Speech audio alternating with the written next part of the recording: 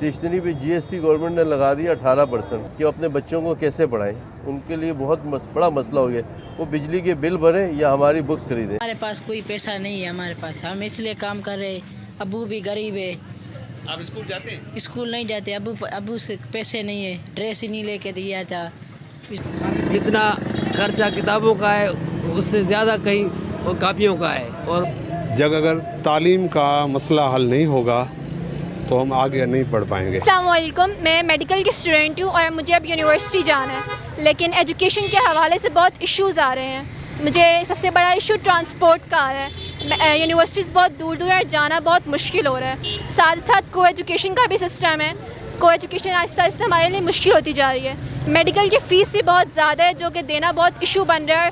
مجھے اپنا مستقبل سیف نہیں لگ رہا ہے. تو ہمیں